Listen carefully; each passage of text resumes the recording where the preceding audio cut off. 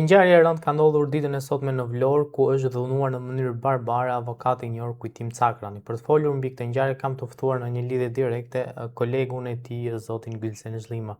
Zoti Zhlima, faleminderit shumë për intervistën. Përshëndetje, faleminderit për ftesën. Zoti Zhlima, mund ta thoni në çfarë rrethanash ka ndodhur ngjarja? Pata një komunikim me kolegun, pasi ndodhi ngjarja, më tha e goditën te koka, pastaj ai dha edhe disa sqarime të tjera, të cilët nuk janë momentit të shprehem, por e vërteta është që kjo goditje ishte një goditje pothuajse e mirë menduar nga autorët, nuk ishte thjesht vetëm shkaku parkimi i makinës apo karburanti, por ishte justifikimi.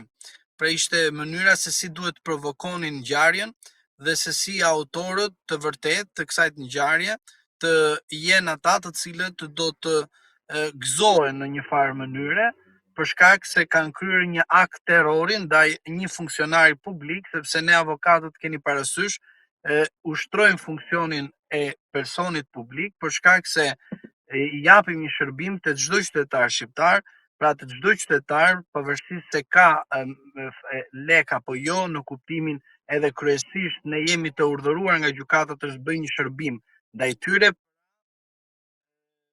Për këtë moment që flasim, kemi të bëjmë me një akt terrori, sepse duhet keni parasysh dy ngjarje të rënda që kanë ndodhur. Ngjarja e parë është rasti mëngjesi. Rasti i dytë është kalaja. Të dyja rastet kanë një pasojë të rëndë, çfarë? Goditja e sistemit të drejtësisë me vepra të dhunshme, të vepra të rënda që kërkohet patjetër detyrim për çdo person i cili është në fushën e avokatisë të mbrojë institucionin e avokatisë dhe mos të bëj zëdhënësin e asaj që ne themi shpesh herë, hajde se këta u vran me njëri tjetrin për shkak të konflikteve personale. Jo. Kur avokati goditet sistemi i drejtësisë. Kur gjyqtari goditet sistemi i drejtësisë.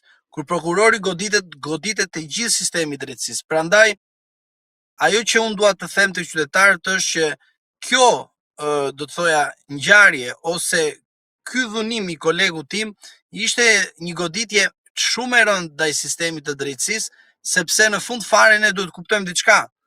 Interesi publik mbrohet edhe nga avokati. Nuk mbrohet vetëm nga gjykata me vendimarrje apo nga prokurori për ndjekjen penale.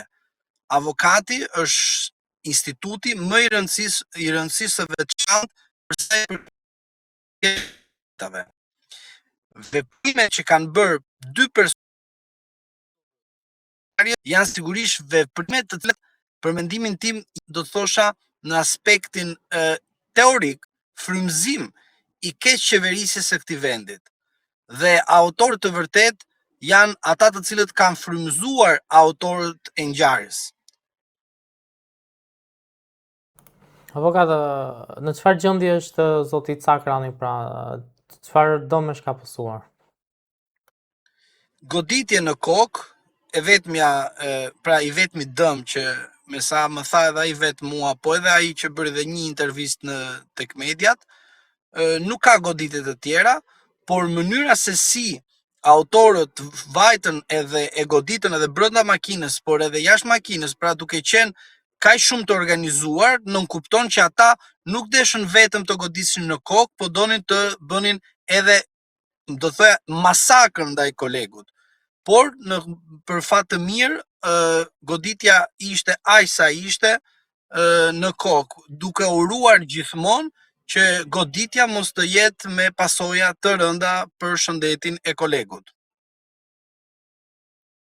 Avokata, mendoni që mund të ketë prapa skena, prapa vi, po themi, lidhur me funksionin që ka ai? Unë jam i bindur të them të vërtetën që ka prapa skenë, ka prapa vi, është e sigurt që frymëzuesi i kësaj ngjarje nuk është thjesht vetëm keqeverisja e këtij vendit, po janë edhe faktorë të tjerë të cilët ndikojnë që individ të cilët janë në moshë të re marrin guximin të godasin çdo individ për të përfaqësuar keqeverisjen e këtij vendit.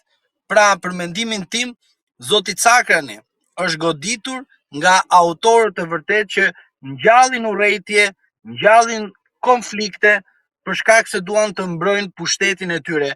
pushteti nuk nënkupton thjesht vetëm pushtetin ekzekutiv, po nënkupton edhe pushtetin ekonomik, i cili gjithmonë për shkak të rrethanave të ndryshme merr këto veprime për të ndaluar jo vetëm kolegun, por shumë të tjerë që mos të flasin dhe mos të themi të vërtetën.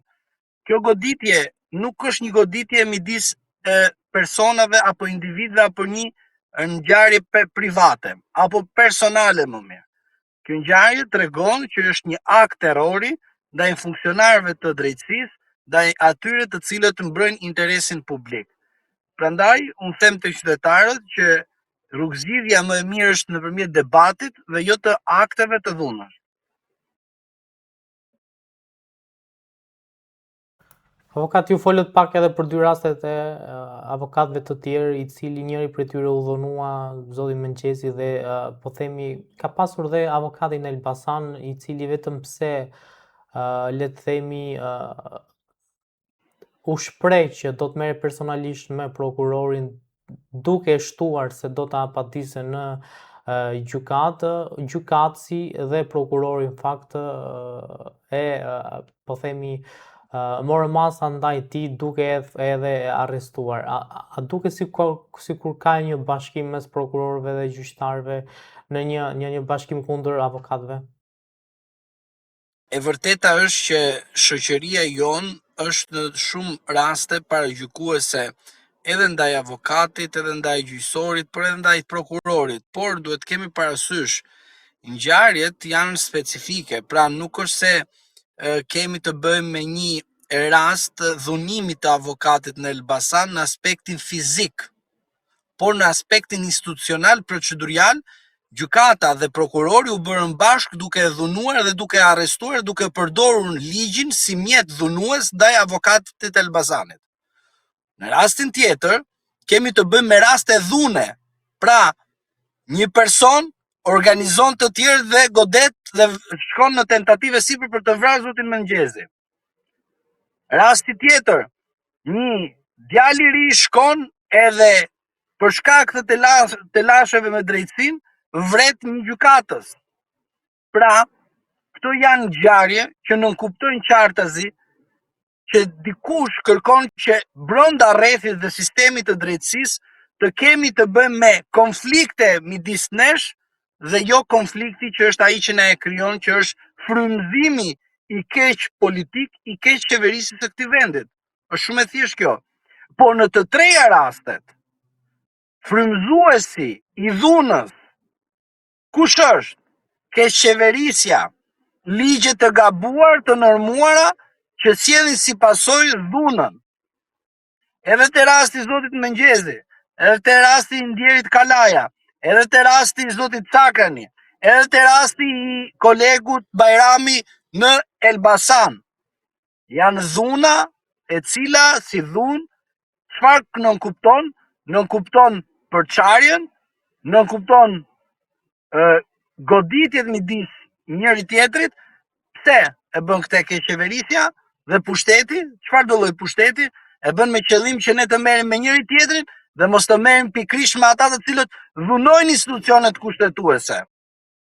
Me ata të cilët shpikin ligje, pra shpikin ligje për parking, një vit burg, ndërsa nuk bën një ligj, një normë për të mbrojtur avokatin dhe funksionarët publik nga kanosjet, jo thjesht vetëm nga dhuna. Dhe ku kalon kjo? Përmes parlamentit. Pra frymëzuesit e vërtet të kësaj ngjarje të fundit dhe duke uruar që të jetë e fundit, është keqqeverisja e këtij vendit në aspektin ekzekutiv dhe pse jo edhe të pushtetit ekonomik, i cili në shumë raste futet për të dhunuar njerëz, futet për të goditur individ, futet për të bërë veprime të ndryshme të cilët cënojnë sigurinë dhe rendin publik. Prandaj mesazhi im është shumë i qartë. Në të gjitha rastet që përmenda, të gjithë janë të dhunuar, por ne duhet të gjejmë autorin e vërtet. Mjaft me viktima. Kjo drejtësi nuk duhet të ketë viktima. Kjo drejtësi duhet të jetë një drejtësi e drejtë e cila të mbrojë të gjithë dhe mos të paragjykojë, mos të diskriminojë, mos të dëmtojë qytetarët e këtij vendi të cilët bëjmë pjesën e ne.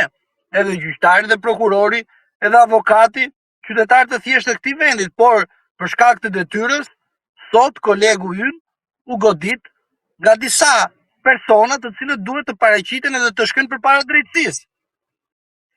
Pyetja që shtrohet është kjo: Policia vendore e Vlorës ka vepruar duke ngritur menjëherë grup hetimor për ngjarjen?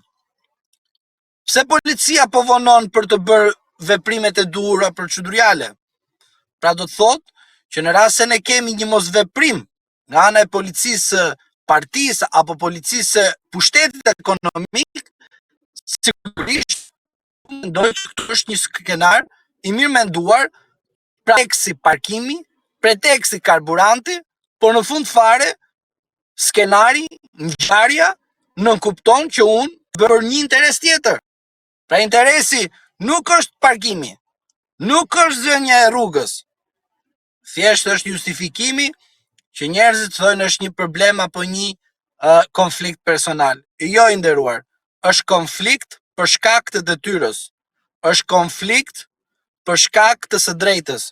Është konflikt për shkak të interesit publik.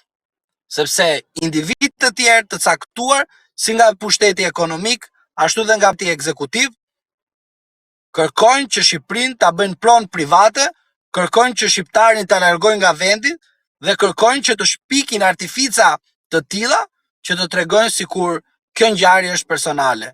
Jo, nuk është as konflikt personal, por është për shkak të detyrës, është për shkak të mbrojtjes së interesit publik. Avokat, faleminderit shumë për informacionet dhe i urojmë shërim të shpejtë zotit Cakrani. Edhe unë dua të uroj shërim të shpejtë, uroj që të jetë ngjarje e fundit dhe uroj që qytetarët kuptojnë që kjo ngjarje nuk është personale dhe kjo ngjarje duhet të zbardhet dhe në fund fare autorët të shkojnë aty ku meritojnë përpara një drejtësie të paanshme dhe të pavarur, por dua të parashtroj përpara jush që ne si shoqëri, por edhe ne si profesion i avokatëve duhet tani e tutje të bëhemi të bashkuar të gjithë dhe të ndalojmë çdo lloj forme dhune që ushtrohet ndaj avokatëve dhe duhet të detyrojmë ligjvënësin të normojë ligje të posaçme për të mbrojtur jo vetëm gjyqtarët dhe prokurorët, por edhe avokatin, i cili është gardiani i së drejtës dhe gardiani i drejtësisë. Avokat, faleminderit shumë. Faleminderit.